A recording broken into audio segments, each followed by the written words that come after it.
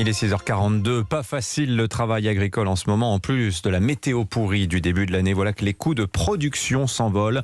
Les céréales pour nourrir les animaux, les emballages, les engrais, l'énergie, le transport. Le président de la coopération agricole est l'invité d'Europe Matin. Bonjour Dominique Chargé. Bonjour Dimitri. Coopération agricole, vous nous expliquez ce que c'est en quelques mots, Dominique? Alors la coopération agricole, c'est la représentation des entreprises qui appartiennent aux agriculteurs, qui ont été construites par les agriculteurs et qui ont pour mission de apporter tous les services et tout l'approvisionnement des exploitations et également de collecter et transformer les produits des exploitations. Il y en a 2300 coopératives en France, partout sur les territoires, et elles représentent sans doute beaucoup de marques que vous connaissez et que vous achetez dans vos centres de distribution, comme Jacquet, comme Fleurette, comme Francine, comme Paysan Breton, comme Père de Du, comme Candia. C'est une marque sur 3 en magasin, je lisais ça, c'est dire votre puissance. Il y a 4 grands pôles dans la coopération agricole, animale, végétale, le lait, le vin.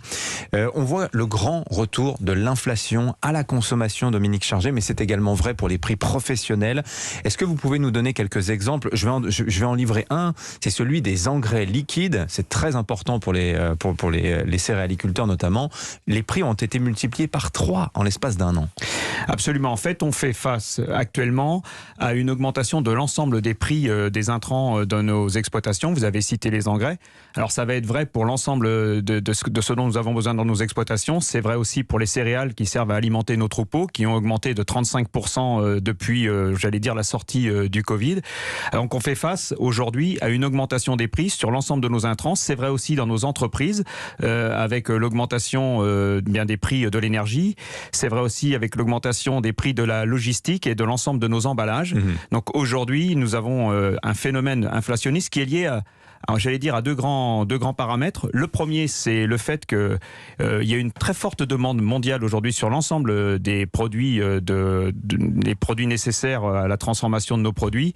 Et également, je pense aussi les effets du climat qui font que de plus en plus nos productions sont instables en termes de volume produit. Oui, parce que nous, on a beaucoup parlé de ce qui s'était passé au printemps avec ces gelées inattendues, mais il y a eu ces dômes de chaleur aux États-Unis, Absolument. Des inondations également et de la sécheresse en Amérique du Sud. Dans le monde entier, il y a eu des phénomènes météorologiques inattendus qui ont fortement perturbé les productions agricoles. Oui, absolument. Le dôme de chaleur, par exemple, a eu une incidence sur la production du blé dur sur toute l'Amérique du Nord et qui a des conséquences sur l'approvisionnement pour l'ensemble de la chaîne, sur la planète. Et on a effectivement des hausses qui sont liées à une certaine forme de raréfaction, de pénurie sur certaines matières premières. Mais on comprend qu'on n'est pas du tout autosuffisant sur le plan agricole aujourd'hui en France, Dominique Chargé, si on est si dépendant de ce qui se passe à l'autre bout du monde. Oui, absolument. Nous l'avions mis d'ailleurs en évidence dans un diagnostic que nous avions fait avant le Covid, le fait que la France est beaucoup reculée sur un certain nombre de positions depuis une vingtaine d'années. C'est vrai pour le poulet, par exemple, dont on importe pratiquement la moitié de ce que nous consommons, et donc une grande partie pour la restauration hors domicile.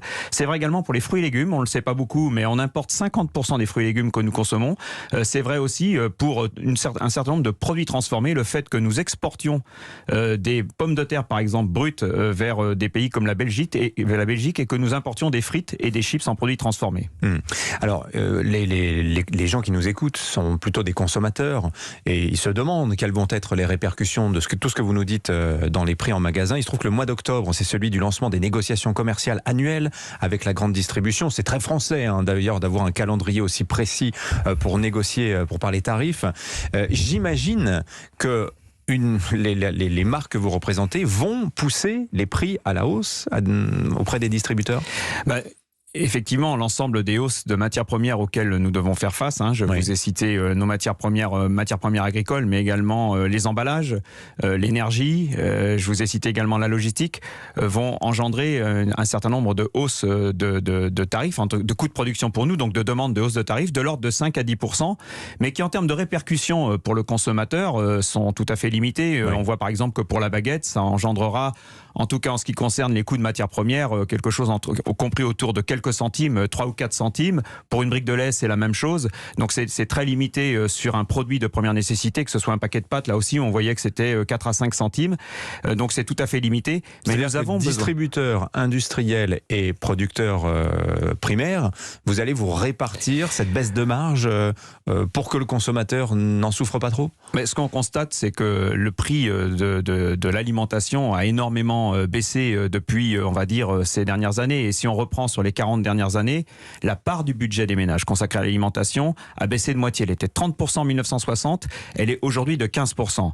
Donc il y a effectivement eu une dévalorisation, j'allais dire, du prix de l'alimentation qui a été très préjudiciable à l'ensemble de la chaîne alimentaire. Donc aujourd'hui, nous avons besoin de redonner une valeur, la juste valeur à l'alimentation pour que l'ensemble des acteurs puissent vivre de leur métier. Alors effectivement, sur la période qui nous attend, chacun des acteurs doit prendre sa part, y compris le consommateur d'ailleurs, pour que tout le monde puisse vivre et qu'on puisse surtout continuer de consommer français. Vous êtes très diplomate parce qu'on sait quand même, Dominique Chargé, que ces négociations avec la grande distribution sont toujours très violentes. C'est souvent très très dur, c'est très âpre. Il y a un empilement de textes réglementant ces discussions, loi Galland, Dutreil, Sarkozy, LME, la loi Egalim 1 et maintenant la loi Egalim 2, d'ailleurs, qui entre en vigueur au 1er novembre.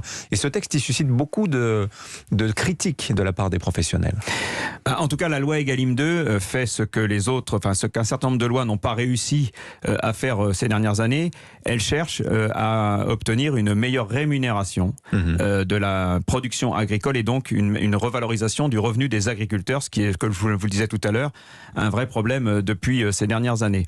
En fait, ce que l'on doit faire à travers ces lois, c'est mettre fin à ce qu'on appelle aujourd'hui la guerre des prix, c'est-à-dire quelque chose qui a conduit à une déflation, à une baisse des prix continue depuis maintenant une quinzaine d'années et qui était au bénéfice du consommateur. Au bénéfice du consommateur et qui était très préjudiciable à la chaîne alimentaire, aux agriculteurs et aux entreprises que je représente, les entreprises coopératives des territoires, qui ont considérablement baissé leurs marges et baissé leur niveau de rémunération. Ça a des conséquences importantes parce que je lisais aussi qu'en ce moment vous avez du mal à trouver des bras pour le ramassage des échalotes, des pommes de terre, des tomates. Bah oui, si l'agriculture paye si peu, ça génère des problèmes d'attractivité. Alors qu'en face, vous dites aussi, on a 9 milliards d'euros d'investissement à faire pour maintenir un secteur agroalimentaire français performant.